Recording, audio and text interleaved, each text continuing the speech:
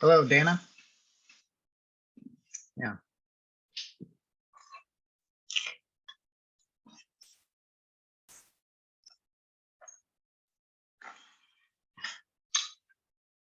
Can everybody hear me okay?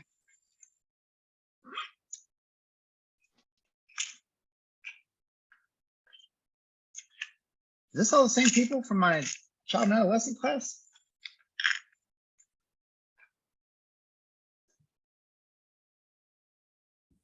Were all of y'all in my child and adolescent class just now? I was. Okay. I was. So that's why I've been off camera and off audio most of the time.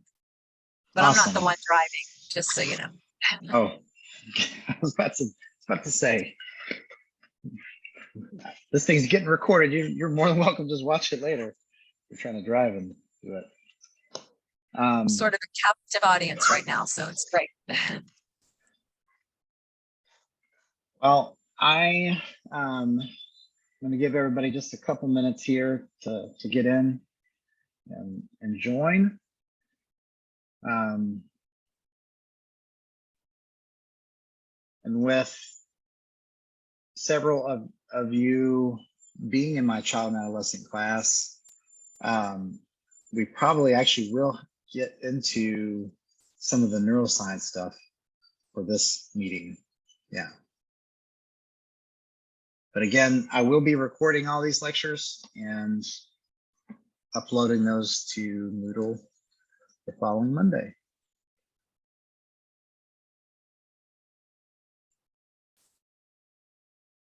Let's see.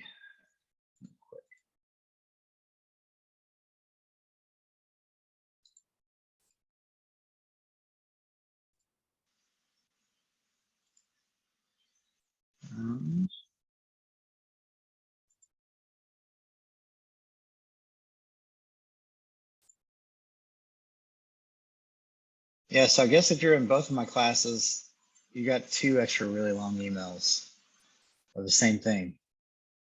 But I had to go back and like change a couple of the dates and stuff. Yeah, I copied and pasted it. I get it. Wasn't going to retype all that stuff.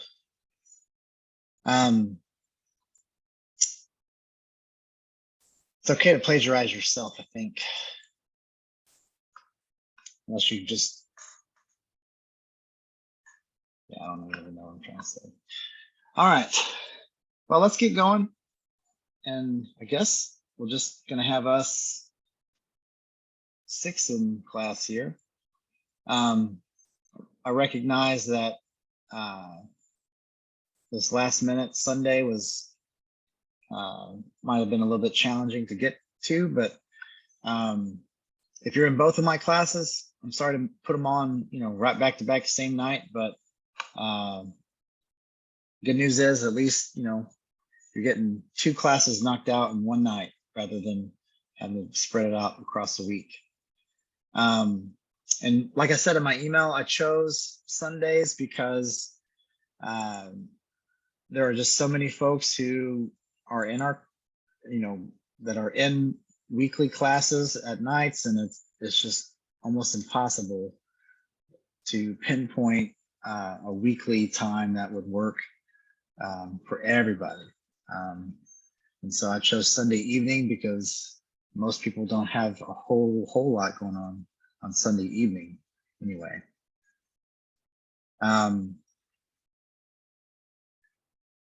Well, welcome to Adult Geriatric Psychopathology.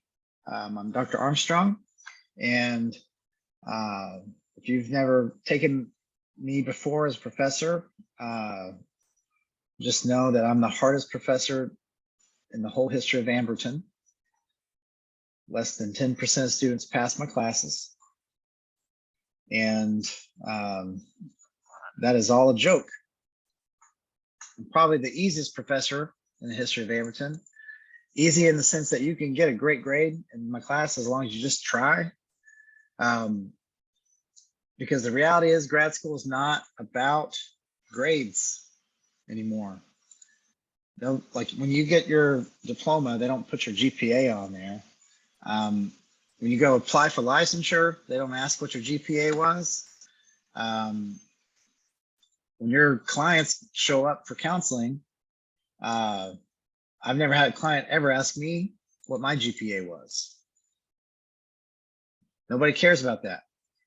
You have to have grades in order to meet so that we can quantify it somehow that you're progressing and learning. But the truth is grad school, the learning process happens outside of class, mainly outside of even the classes that you take throughout the whole thing. What I mean by that is you chose to be a counselor for some reason, probably and hopefully because you're passionate about all this stuff. The classes expose you to different ideas that probably you haven't or that you didn't know about before. When you discover something that interests you, I would hope and encourage you, let yourself do a deep dive of that subject. And I'm not going to say, I won't ever officially say at the expense of actually learning what you're trying to learn in the class that you're taking. But I will say that there were times in grad school that I didn't buy the textbook for the class. I bought a book that was related to that subject, but also that integrated the information that I was more interested in. And I made a couple C's in grad school because of that. I don't care, because I got to learn about what I wanted to learn about, which was related to that topic. And I also learned the information in that course that I needed to in order to pass. And that's okay. Give yourself the freedom to do that though, because the more you do that, the more you're going to learn all this fundamental stuff anyway, in a manner that's going to get in there more efficiently in your brain and start to help you connect the puzzle pieces, connect the dots a little bit easier. Because I'm here to tell you, if you just try to memorize the DSM-5, that's not a bad strategy for the treatment of insomnia. Okay? I don't think it's FDA approved yet, but the only side effect is less money in your bank account for buying the DSM-5. Just 1 second, I've got to save this recorded lecture real quick.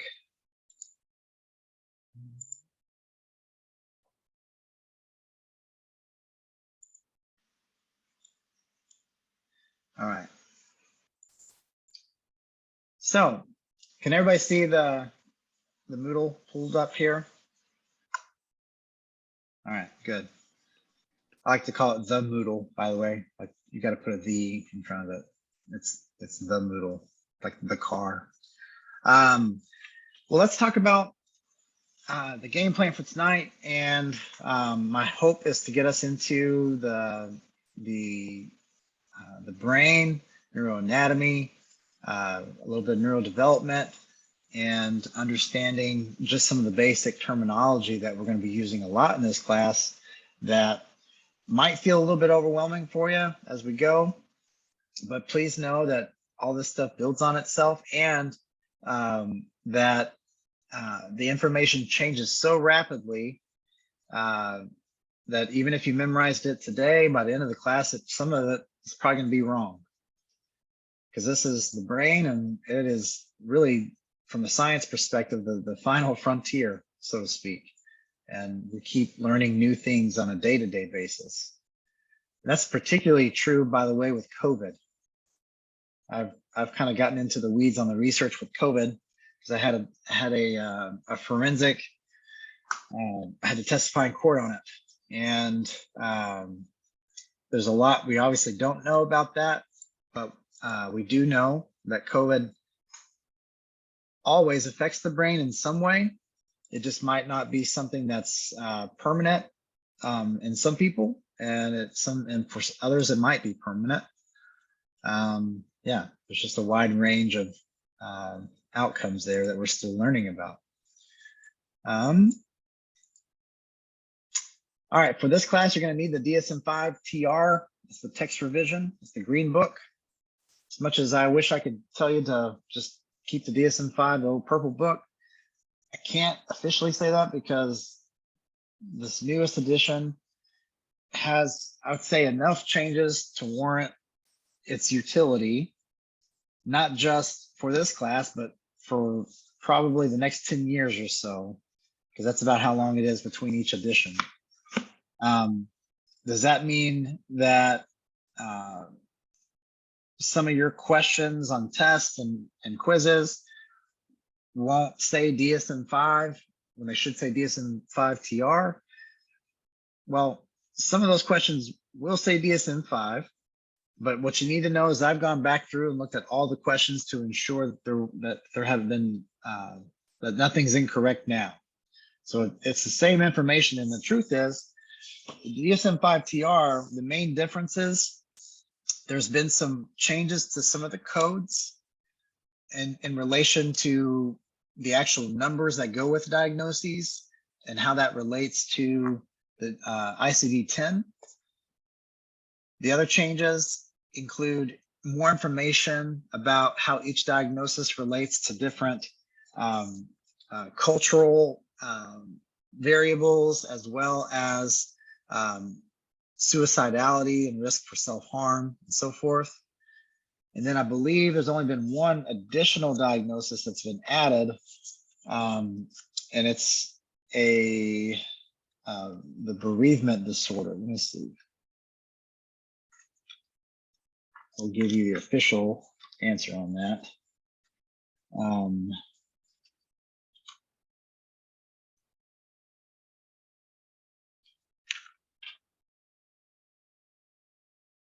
Yeah, it was. What is that? I'm trying to remember the name of the new diagnosis, but it was something.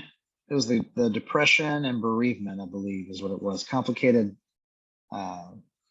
grief disorder. Yeah. So, with all that being said, you will have a midterm, which is multiple choice, between 30 and 40 questions. All of those questions come from either the DSM-5 TR or my PowerPoint slides. And if you can't find them there, you need to do your own research online. Each exam, the midterm and the final exam, will cover only the information in the weeks leading up to that exam. So for the midterm, it's just weeks 1 through 4. The final exam is weeks 6 through 10, those chapters out of the DSM. And you have 3 untimed attempts for each exam. So if you make 100 on the first try, you don't have to take that thing, you don't have to take the midterm 3 times. You don't have to take the final exam 3 times. If you get 100 on the midterm first try, unless you just want to, you don't have to retake the midterm.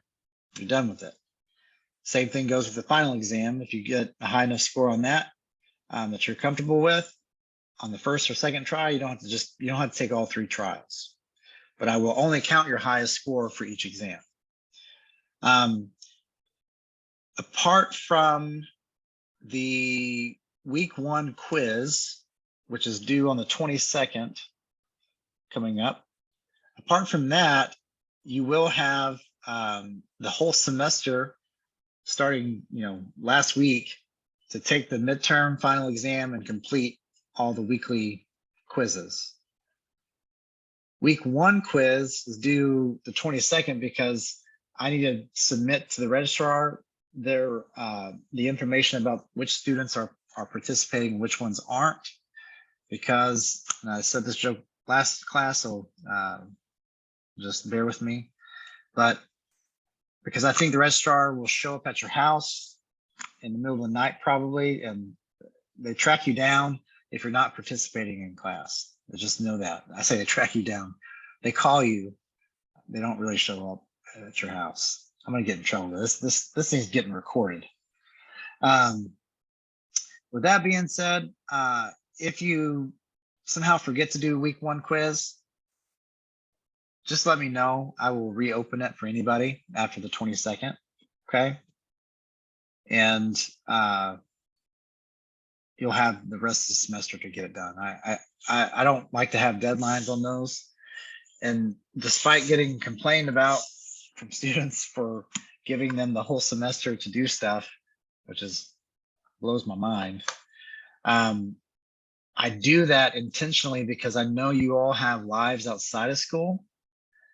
And sometimes with our best organizational skills, life still happens. And we've got to have all this stuff done by the end of the semester. So I might as well just give you the whole semester to get it done. All right. So the quizzes, you have 1 attempt each. They're worth 5 points each. If you get to a quiz, and which, by the way, all the quizzes are also multiple choice. They're all untimed. And we determined last class that you can actually open up your quiz and open up your exams. I mean, you could do a screenshot as far as I can tell, if you just wanted to study the questions before actually taking the exam. But you can open up the quiz and look at all the questions. You can even start answering those. And then, you know, exit out of your browser, come back 2 or 3 days later and finish it up. And it looks like Moodle is saving your answers, and it won't count your attempt until you hit submit. So yeah, I guess here I am, a professor teaching you how to get around the system. All right, so we've got 40% of our grade is those quizzes. 60% comes from the 2 exams. And we will have our weekly Zoom meetings each week. And my heart behind those meetings is for us to have more discussion, for you to ask me questions related to the content of that week that we're covering, rather than me just doing a lecture. Because I mean, I love lecturing, don't get me wrong, but you're going to get the most out of this class the more questions you ask me. And that weekly time that we have scheduled to meet, that's a great time to do that. Now, if you can't show up, these are all optional Zoom meetings. They all will be recorded, and I will post those in Moodle the following Monday. And I'm also available via email should you have any questions along the way. And my goal this semester is to respond in between 12 and 24 hours maximum. If for some reason I don't respond, if you use the Gmail system, you can hit the little nudge button, and that'll nudge me. If you use Moodle, you might want to go back and use the Gmail system. So you're sending it through 2 different platforms. My preference is Gmail because it's a lot easier to respond there. But also, if I don't respond, you want to make sure and double check that you've read the syllabus and that you've read my emails. Because not sometimes, it actually happens a lot, believe it or not. Students ask me questions that I have answered multiple times in either the syllabus, the emails, and or the lectures. And if I spent all my time responding to student emails that have answering questions have already been answered, I probably would never sleep because that's how many of those questions I get all the time. So do yourself a favor, make sure you read the syllabus. It is your friend. And make sure to read my emails. And I promise not to send you another novel the way I did in my first email. Or if I do, I'll at least give you like some accelerated reader points or something. I don't know. You get to have pizza on the roof with the principal. I know that was really random of me to just say just then, but accelerated reading when I was a kid in 4th grade, got to have pizza on the roof with the principal. I read Where the Red Fern Grows or something like that. All right. Any questions about the assignments, due dates, the Zoom meetings?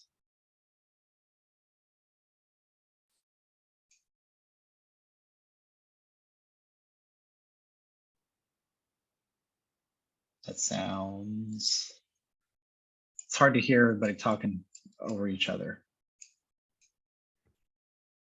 I don't have any questions. I'm just kidding. Nobody's talking over each other. Thank you for letting me know. Just making sure everybody's still alive there. All right. Well, let's dive into some brain stuff and start familiarizing ourselves with some of this terminology so that we will feel a little bit less overwhelmed as we go through the semester here.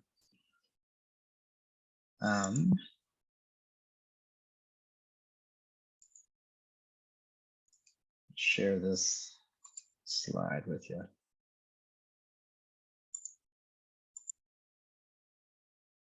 Can everybody see the PowerPoint here? You can just raise your hand if you'd like, or a thumbs up. Can y'all do thumbs up on your side? Yes, on the reactions. We can see it. Wonder what all kind of yeah. They have any like funny emojis or anything like that? I need to check that out. Yeah, there we go. We got a party We one. do have all kinds. All right. I'm gonna find one that's just like a Z, like those little Z's or where everybody's asleep. All right. So one thing I forgot to mention is that at each week, I will, at the beginning of class, review the prior week's quiz questions with you. And I won't give you the official answers, but I will also guide you strongly so that you understand what the right answer is. Yeah. I don't know how to say that because I can't officially tell you I'm going to give you the answers, but you'll know all what not the answers are. How about that?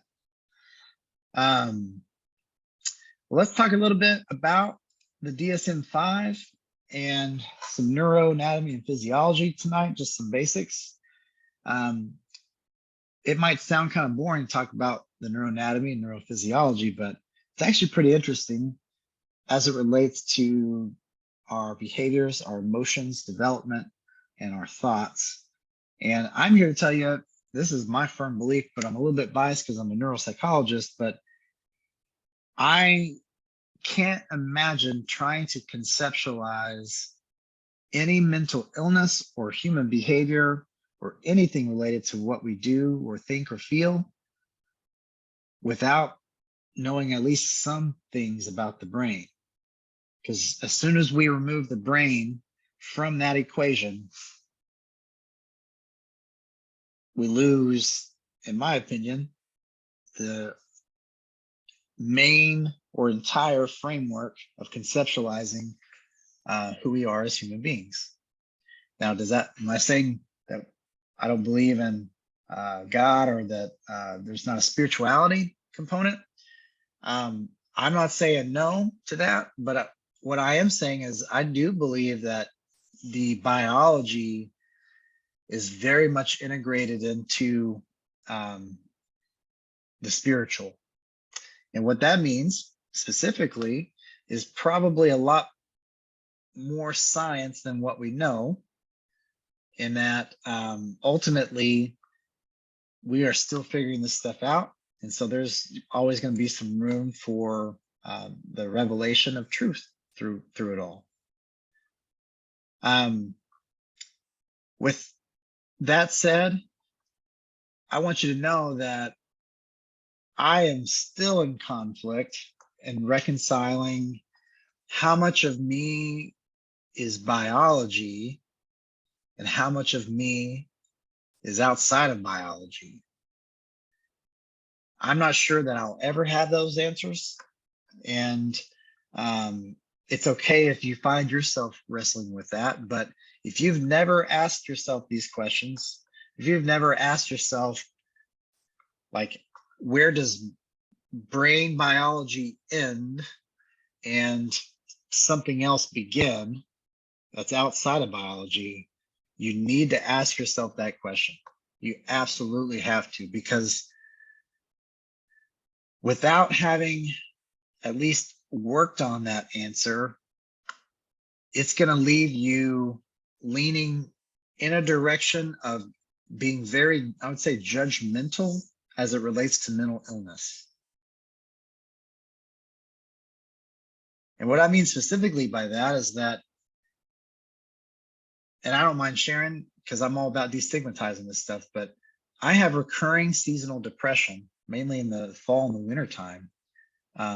If I don't stay on top of my own medication and closely monitor the dose and make sure I'm taking it consistently, I will have a depressive episode, and it does get bad. But I can promise you, I've never woken up one day in my life and thought, gosh, my life is really too easy. I think I'm going to have some depression. It's not a choice for me. Now, does that mean it's not my responsibility to make sure that psychologically and physically that I am doing the best I can and taking responsibility for it occurring and or being exacerbated? I'm still responsible for all that stuff. But I never chose to have depression. If I could choose not to, that'd be really nice. I believe that to be true about every diagnosis in this book. I don't believe anybody chooses to have a mental illness, because when they choose to have a mental illness, that becomes what we'll talk about in the class as either factitious disorder, or what used to be called Munchausen's, and or malingering, meaning I'm going to choose to have depression so that I can win this lawsuit that I'm suing somebody for the psychological damage or whatever. Okay. Somebody had a question? What do you think that that recent landmark study that came out on depression about how the way that we thought about it? Yeah, I want to know what your thoughts are on that. And I'm sorry for interrupting you. Are you talking about the research about how SSRI or serotonin doesn't really relate to depression? Yes.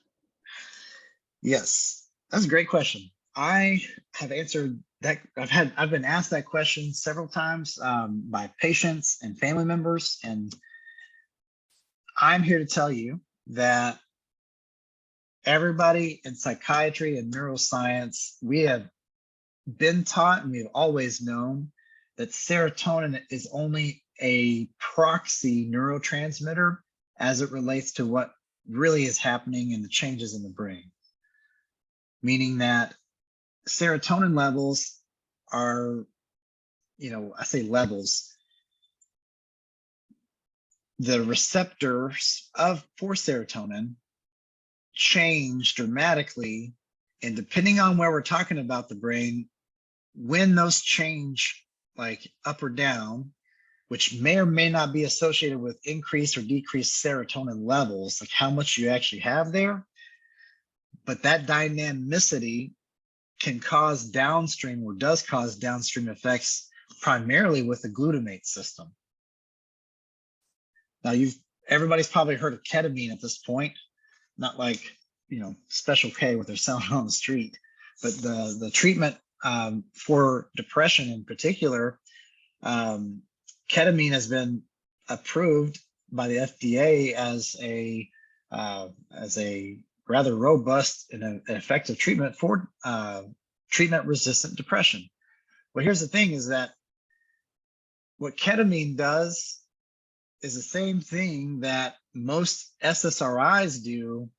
It's just that ketamine does it directly to the glutamate system, whereas SSRIs do it indirectly by a long-term modification of the serotonin system that may or may not correlate with, like, the average amount of serotonin that there is, but the long-term changes there, downstream effects change glutamate. So it's not that serotonin doesn't have anything to do with depression or any of that stuff. It does, but not directly.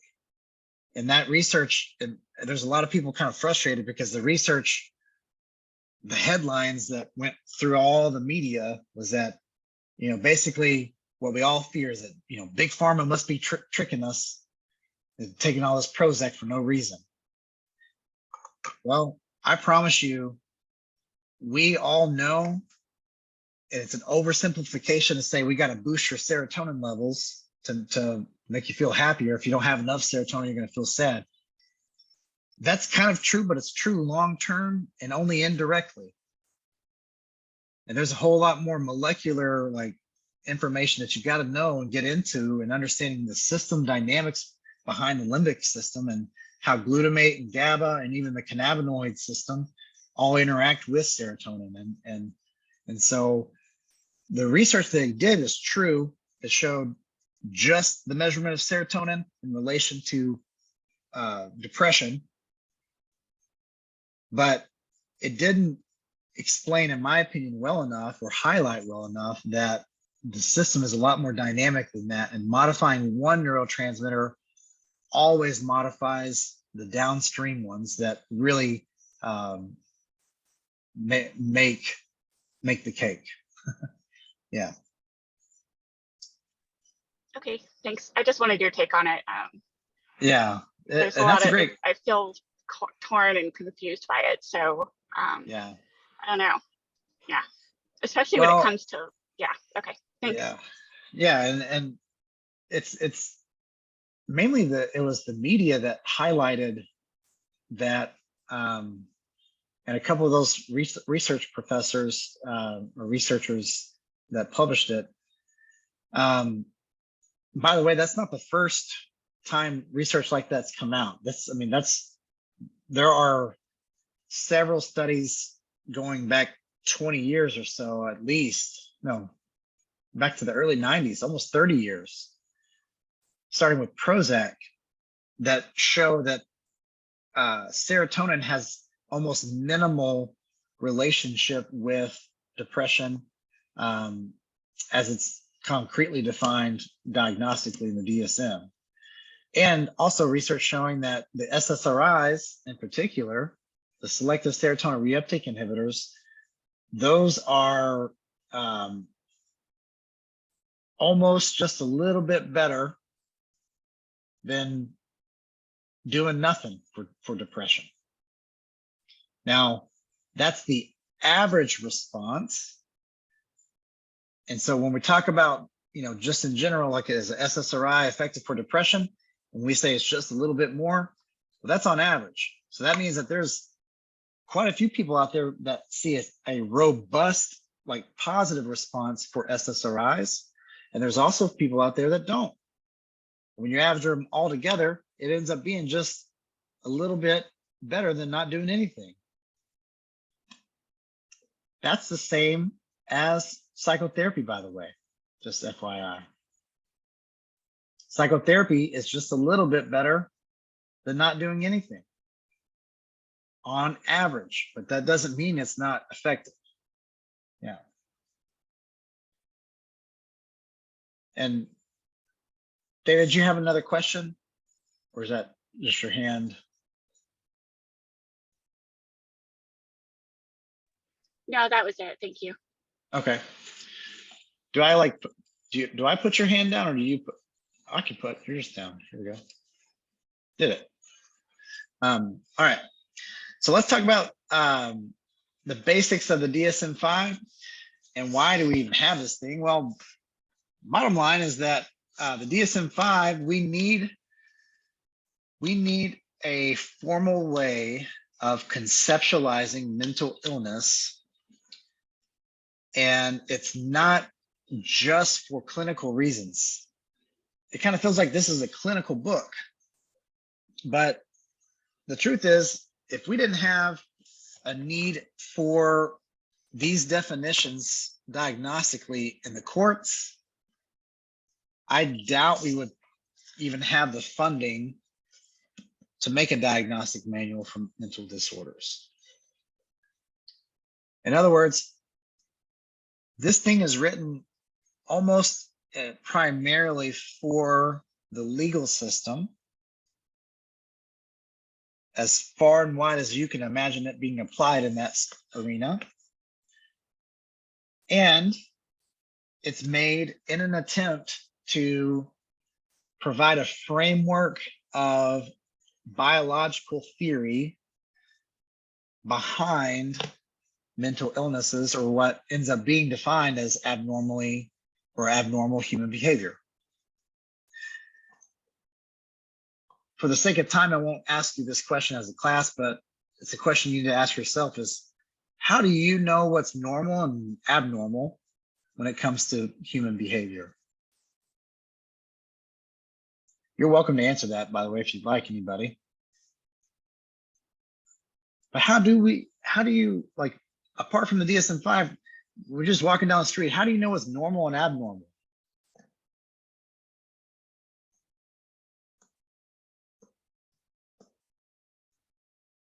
So that's a difficult question to answer, because normal is a culturally and contextually and temporally defined definition. What's normal today in human behavior, here and now, where we're at, may not be normal 10 years from now. It might be a diagnosis 10 years from now. Does that mean that all this stuff is just kind of arbitrary? No, because the DSM-5 is built on top of previous editions and a growing mountain or galaxy, I would say, of research that has shown that depression really is a thing.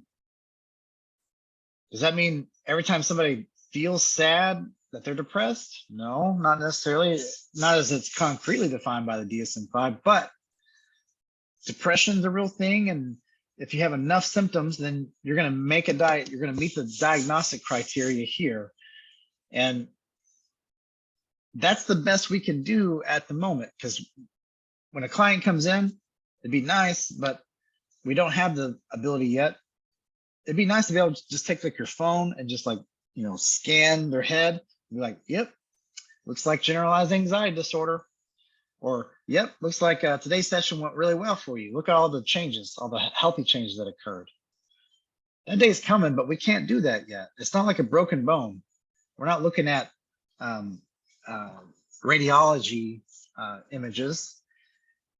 When it comes to diagnosing mental illness, it hinges on, does this person meet the DSM-5 diagnostic criteria? And just because they do that doesn't mean they have a diagnosis. All of that has to negatively affect their daily functioning, which includes relationships and or work, the ability to get a job, keep a job, or reach their highest vocational capacity, and or their functional independence at an age appropriate level. Because if it doesn't affect those aspects of their life, they don't meet the diagnostic criteria. On top of that, what you need to know is the brain does not care about the DSM-5 TR or any of the additions or all the labels inside of it. And the limitations of the DSM-5 include that it implies a level of discreteness between diagnoses that does not exist in the brain. For example, if you have depression, major depressive disorder as defined by the DSM-5, you probably have a whole lot of generalized anxiety disorder symptoms as well, if not completely meeting that diagnostic criteria too. Because the reality is the treatment from a medication standpoint ends up being the same for both. The SSRIs, by the way, in fact, the antidepressants, SSRIs, are more effective at treating generalized anxiety disorder symptoms than they are major depressive disorder symptoms. It's pretty wild, but it's true. But what I'm saying though is that serotonin, norepinephrine, and dopamine, those neurotransmitter systems, are implicated in both of those disorders. And you can't have one without the other. Now, you're not going to make a diagnosis or meet a diagnostic criteria for everything, you know, but you need to know and think about these diagnoses as having considerable overlap, and so much so that the more you learn about the DSM-5, the more you're going to spot just how unrealistic it is to think about some of these things as being discrete when they're not. Another good example is ADHD and autism, OCD, Tourette's, bipolar, and schizophrenia. Every one of those diagnoses, if you met the diagnostic criteria for, let's just say, bipolar disorder, more than likely, you're going to have one of those other ones as a comorbid diagnosis, meaning that it occurs alongside the diagnosis of bipolar. Or you're going to have a whole lot of symptoms from all the rest of them. You're going to have some OCD-like symptoms. In fact, part of the symptoms of mania end up being OCD. The reason why is because it's the same part of the brain that we're talking about. All right. With that being said, it's the best that we have at the moment. And even if you're against diagnosing theoretically as a counselor, I'm not going to push you to make you, well, I'll say this. If you did not have that as your scope of practice professionally, the rest of the world would not take you serious clinically. What I mean is, in Texas, for example, the Texas Medical Association has fought for years, and most recently previously was the LMFT board before they put them all together. They would take them to court every year in an attempt to take away their scope of practice, which was to make a diagnosis of a mental illness. In other words, they were saying these LMFTs and counselors out here, these non-physicians, they don't need to be diagnosing anything because they don't have the training like we do as physicians. And what they were trying to do was they were trying to do that so that every patient had to first go to a physician to get a diagnosis of a mental disorder first, and then get referred back to a counselor who would treat that diagnosis. Thankfully, they haven't won, and they're probably done trying, because there's absolutely no precedent for it across the whole USA. But what I'm saying is, it is an important piece of your job as a professional counselor in whatever setting you are to know diagnostics and to be a diagnostician, so to speak, not like a school diagnostician, but a diagnostic expert when it comes to mental illness, because that's what the world uses to communicate clinically. And if you can't communicate clinically, people won't take you real serious. On top of that, I don't agree that all of these labels are stigmatizing or that all of these labels are intrinsically harmful. Because I'm here to tell you the opposite, where when a diagnosis is communicated effectively to a client,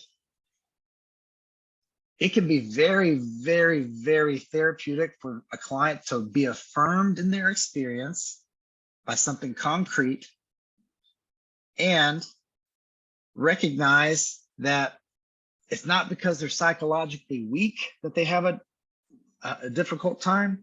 It's literally because their brain is sick. It's ill. And so it takes the shame out of this equation.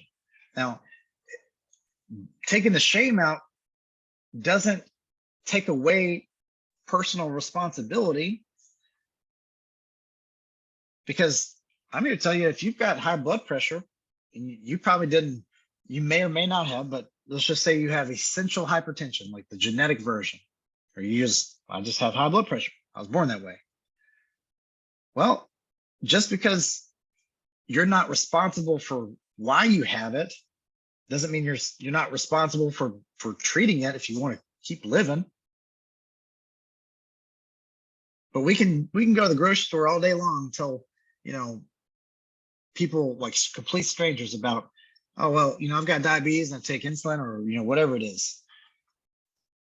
But to talk about mental illness is so stigmatizing, and it's like we're not supposed to, really, because somehow that implies that you've got more control over that, and it just means that, there's something wrong with you and intrinsically. Folks, these diagnostic labels take that out of the equation. They say depression is a disease. It is a mental illness. ADHD is a neurological disorder in the same way seizures are, or Alzheimer's is. And it's up to us to, one, in order to know what's wrong with this diagnostic system, you need to know it first, by the way. So you can't use the excuse of like, well, I'm going to be like a person-centered therapist and do cash only, not use insurance, and everybody else tells me I shouldn't, use the diagnostic, labels because it's bad. So I don't, like, why do I even need to know it? Well, because you're being a little bit of a hypocrite, because you don't even know what you don't know. It's okay to land there if you decide to land there, but you can't land there until you know what's wrong with this thing first. With that being said, if you have trouble sleeping at night, it's not FDA approved, but just read your DSM-5 TR. It's a very effective treatment for insomnia. Okay, we've got about 7 minutes left. I want to talk about the basics of neuroanatomy and physiology. If y'all have questions, feel free to interrupt, but I'm just going to cover probably just a couple of these slides to get our feet wet a little bit on this front. Long story short, for this class, we're not going to be talking a whole lot about neurodevelopment, although it's kind of impossible to conceptualize any adult disorder without, you can't just pretend that that person, didn't exist before the age of 18 or 25. No, the person that you are working with as an adult, they were formed in a womb at one point. Their nervous system was in utero at some point. They had a whole childhood with possible illnesses and injuries and all kinds of things. And what we know is that it is our frontal lobes that aren't fully developed until we're about 25.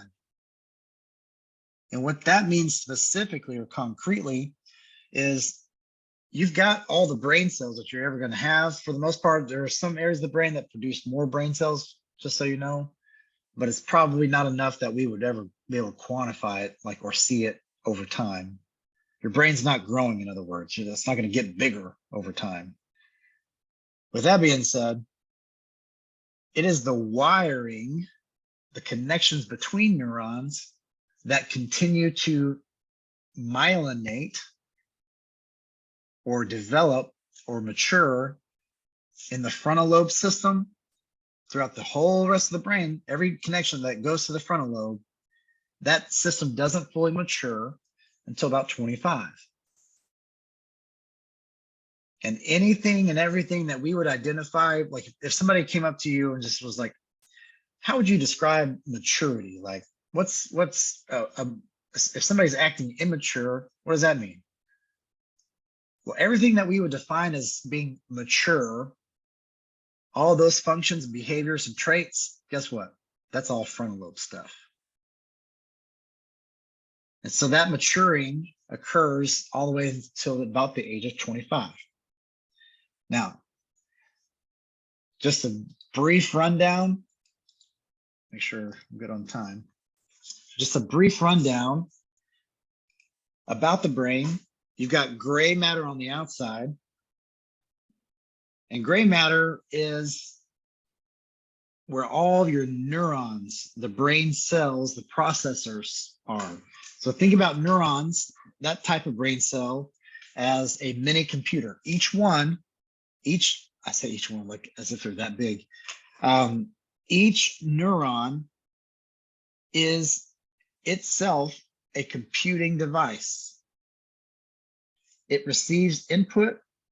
It's got one side that receives input. It decodes that input internally, physically. It literally does that it does that through an electrochemical process. And then based on the input, it does an output on the other side. That's modified, or it either continues the same message it received, or it modifies it in some way, or it stops the message. And each neuron, each brain cell, that's where the gray matter is. And it's on the outside of our brain. It's about 6 or 7 cells deep. And there are parts on the inside of the brain that are also gray, but not a whole lot. We'll talk about that. It's called subcortical gray matter. But the vast majority of the weight of your brain is the white matter. And the white matter are the wires between each neuron connecting to the millions of other neurons throughout the entire brain and body. So what's interesting is that those connections are highly dynamic. Even into adulthood, the brain continues to be quite plastic in how it can form new connections, which is good, because if that weren't the case, then we shouldn't do counseling for any adult. But because the brain remains plastic, that means human behavior also remains plastic. Is it as plastic as, between birth and 25? No, it's not. But it still is plastic. But we spend our entire lives shaping and molding the white matter of our brain. And ultimately, mental illness physically causes a degradation of connections. And it does that through stress hormones, just so you know. And as we lose connections over time, we gradually lose the ability, we lose our neurological capacity for free will. I know I'm getting a little bit philosophical, and I'm not going to have a conversation right now. We can have that conversation at some point, but not right now. But the conversation is, well, how much free will do we actually have then? I'm here to tell you that our volition or our free will hinges on our neurological capacity. Some people have more neurological capacity for free will. Other people have less. I don't think anybody would argue with me in saying that, you know, me as an adult, I have more free will than a 3-year-old. In other words, I have more control over my own behaviors and actions, and I'm more responsible for that matter than a 3-year-old. In other words, I'm neurologically more capable in my own free will than a 3-year-old. Mental illness reduces neurological capacity for free will in the same way, such that somebody who is not depressed biologically has a higher free will, more free will to access, more freedom in who they want to be and what they're thinking, feeling, and doing than the person who's depressed. And that's directly correlated to how many connections are in the brain. What's cool is that the brain volume increases with the treatment of mental illness. And what that means is therapy, by the way, also is included in there. They've shown that therapy produces a thicker or more voluminous brain by helping the brain regrow its lost connections. All right. I can get lost on all that stuff, but I'm going to pause this right there for tonight. And I want you to know that our next meeting is on October 2nd. We're not meeting next Sunday, because I just had a schedule conflict with my dad and my grandpa. He's turning 90 something. Their birthdays are on that day. So, but October 2nd will be our next class. I will record each of these lectures. And my hope is to be able to upload. I'm doing a recording on contract for like a CEU company. And I'm gonna hopefully have one of those wrapped up this week that I'm gonna try to upload for you guys. So I get some, so you'll have another resource, and you can give me some feedback and tell me how boring it was. Can I recommend some books? Like as it relates to this class, or just like in general? Oh, both. Okay. Yeah. I mean, I was like, I'm kind of, yeah, both. So the Neuroscience of Psychotherapy by Louis Cozolino. Let me type that in there.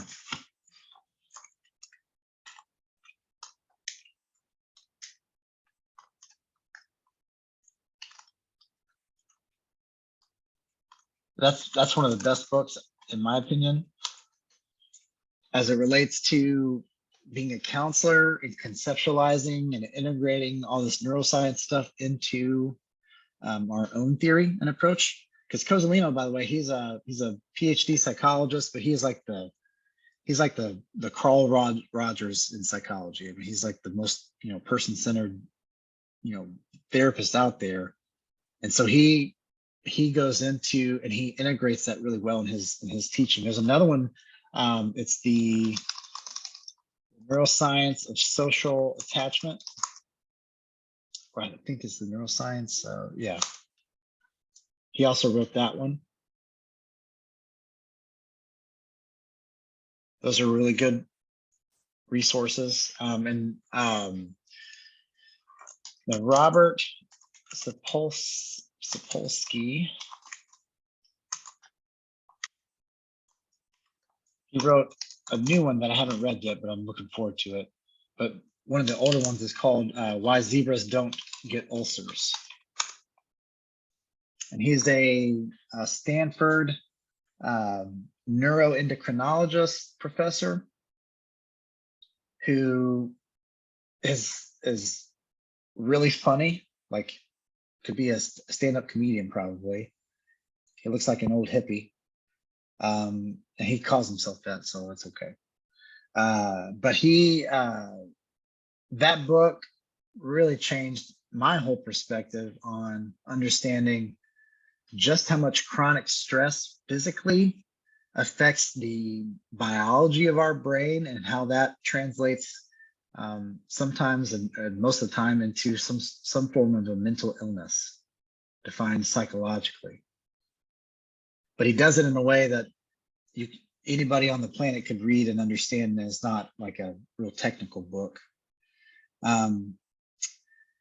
Another good book that I would highly recommend if you want to learn more about, especially on the medication side of stuff, is Steve Stahl, his Essential Psychopharmacology. So it's Steve Stahl.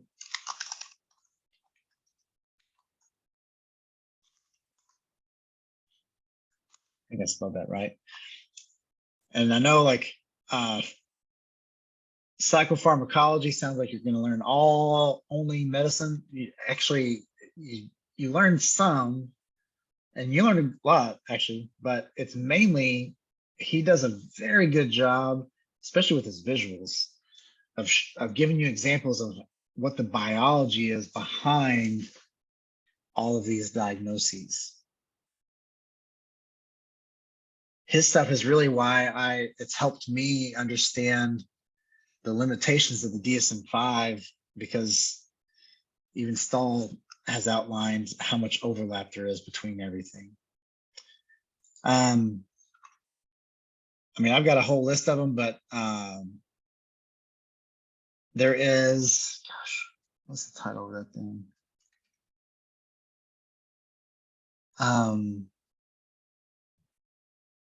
My brain's going blank. Oh, if you're into the existential theories, there is an integrated existential psychotherapy, and that's let's see if I can show it to you on Amazon.